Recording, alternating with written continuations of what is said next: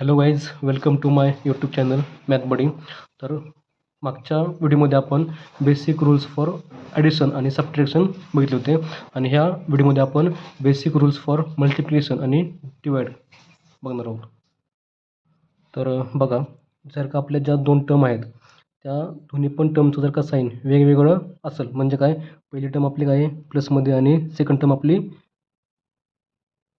मायनसमध्ये, किंवा पहिली टर्म आपली मायनस आणि सेकंड टर्म आपली प्लसमध्ये, तर ह्या दोन टर्मचं मल्टिप्लिकेशन किंवा डिवाइड केल्याच्या नंतर जे आन्सर येईल त्या आन्सरला जे साईन असेल ते काय असेल, निगेटिव्ह.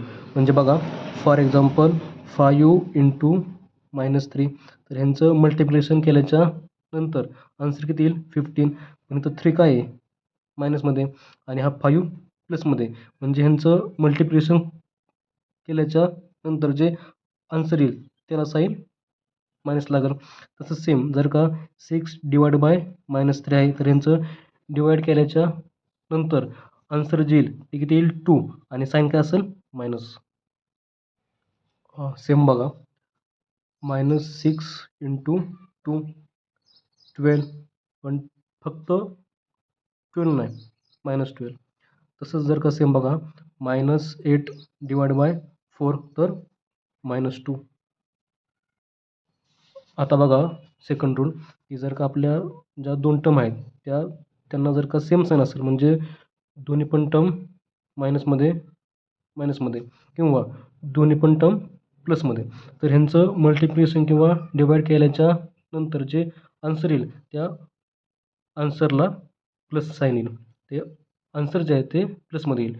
बघा, for example -3 × -2 6, minus minus plus, म्हणजे ह्या 6ला प्लस साईन येईल, म्हणजे हा 6 प्लसमध्ये होईल. तसंच -4 × -2 म्हणजे काय +8. तसं आता बघा, 5 × 2 10, किंवा -3/-3 याचं किती बरं येईल आन्सर 1. का? कारण ह्यांचं साईन काय आहे सेम आहे, त्यामुळं येणारं जे आपलं उत्तर आहे ते प्लसमध्ये येईल, म्हणजे त्याला साईन प्लस असेल. ठीक आहे. आता इथं बघा,